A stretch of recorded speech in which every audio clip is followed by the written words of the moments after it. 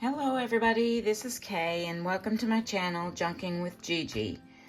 A few days ago I posted a video where I started making some covers out of Amazon packaging for some fall themed journals that I'm wanting to have ready by the end of this month for a fall festival that I'm going to be a vendor at. And so I did some painting and some collaging, and I have an apology to make because on this one I kept talking about how when I got the paint and the stamping done on this one, I wanted to decoupage the napkin on top, and then I totally forgot to do it in that video. So I did that off camera, and this is the one where I had done some gesso work and some bronze sponge painting and some stamping of some leaves in hopes that it would show through when I decoupaged the napkin, and it did. It's very subtle, but you can see it in the background behind the napkin. And then each one of these covers is also going to have a pocket on the inside of the front cover. This is the one that I did some collaging with some Edith Holden book page, and then I did some splattering on that one. On this one, I just did sponge painting with some burnt umber and some bronze paint. And then on this one, I did some sponge painting with a red ochre, and then I did some stenciling with kind of a spider's web stencil on this one. So today I want to cover the fronts, and I'm going to use fabric for the front of all these, and I've already picked all of those out.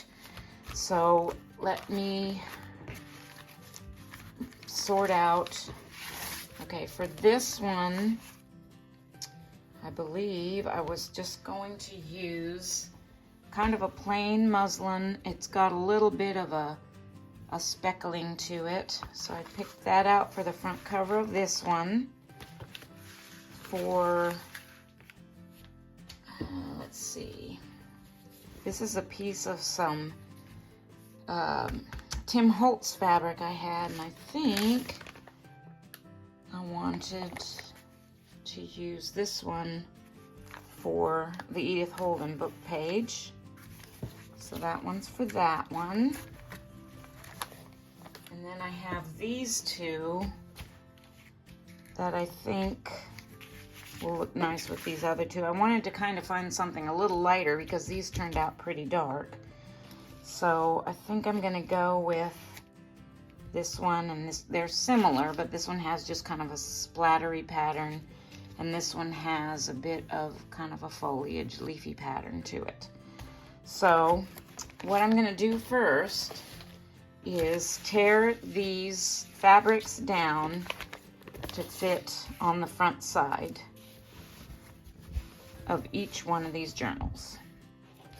I kind of like to tear my fabric because I like having that raggedy edge.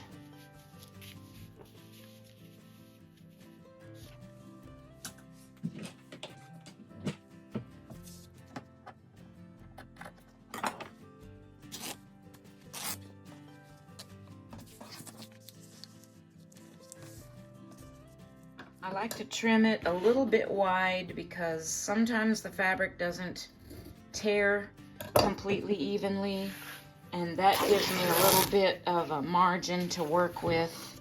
I can always trim it some more later if need be. So this one, I usually trim about a ½ inch extra around each side.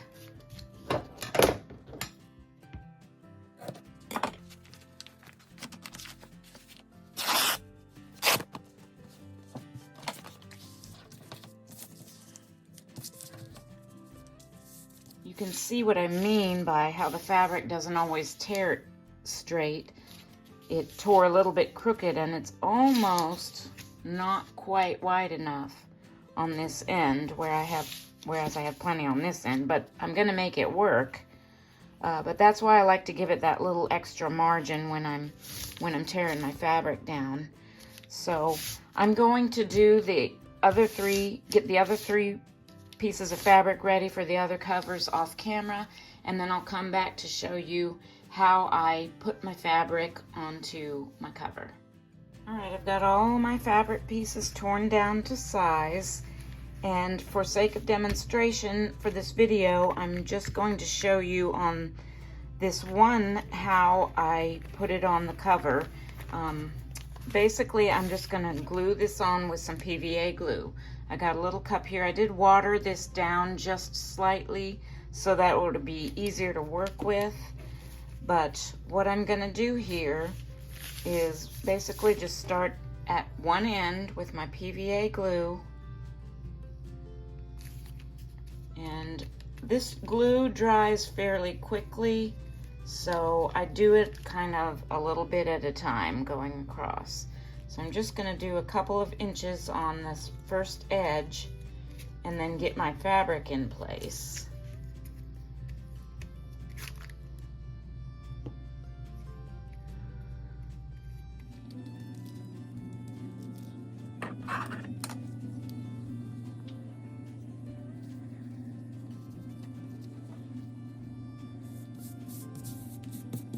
And then after I get it started, I'm just going to kind of pull this back to where the glue line is and get a little bit more glue on my brush and just kind of work my way across this whole cover a little bit at a time, gluing on this fabric. I'm not too concerned about edges, getting glue real good up to the edges, because I am going to be taking these to my sewing machine after these dry and doing some sewing around the edges. So if I'm not getting it completely all the way to the edge, I'm not that worried about it. And I'm kind of pulling it a little bit because I do have some wrinkles in this fabric that I want to kind of just stretch out as I glue this down.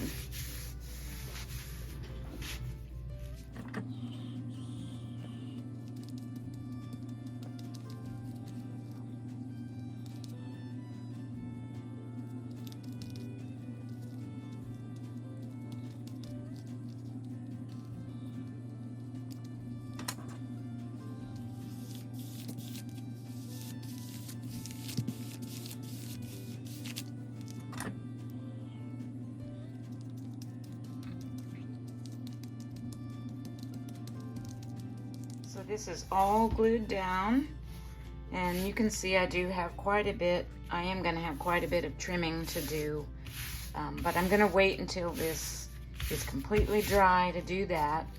I'm going to go ahead and do the same thing to the other three covers off camera, and then give them a good 30 minutes or so to dry good before I come back and show you the next step on kind of finishing up these covers.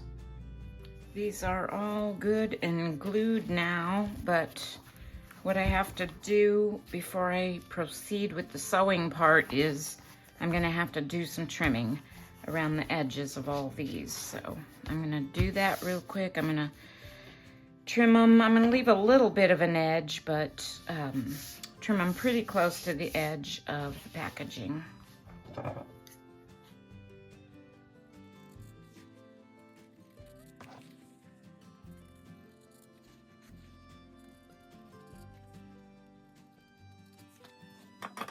Even if you cut your fabric, you can still get that frayed look to your edges by just kind of pulling your threads. And I'm gonna do that. I think I'm gonna work on that more though after I get the sewing part done. I want to try something a little bit different with my sewing. So since this is the way it's gonna be, I'm gonna have this pocket on the inside cover, and then this is going to be the crease, the spine over here. I want to do stitching around like this, around the back cover the same way, and this pocket the same way. I'm not sure if that makes sense to you, but it'll make sense once I do one and show you. But what I want to do is very lightly with my pencil so I know where to sew is just make some really light pencil marks around each. That's really light. I don't think I can even see that. Oh yeah, barely. Around each of the areas where I want to sew, and my hope is that my stitching is going to kind of cover this up.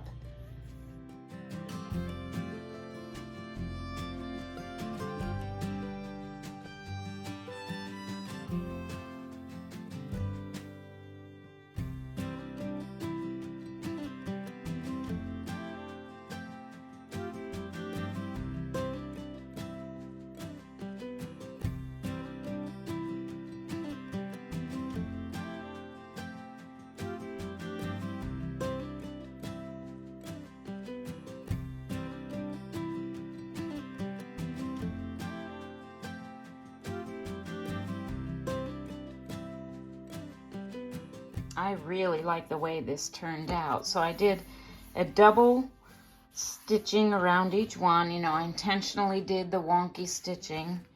I've got lots of threads to cut off, and I've got some more fraying to do on my edges, but I really think this looks neat with each of the panels of the cover having its own border of stitching. So what I'm going to do to hold this pocket down is, this thread right here, is I'm just going to glue, because I didn't want any stitching going like across the folds and everything. So I'm just going to grab my Fabrifix or Fabri-Tac. I don't know what the difference is between those two, but apparently there is a difference. And glue these two ends down to secure my pocket. I'm going to put it right along that thread line because that'll help it grab better too.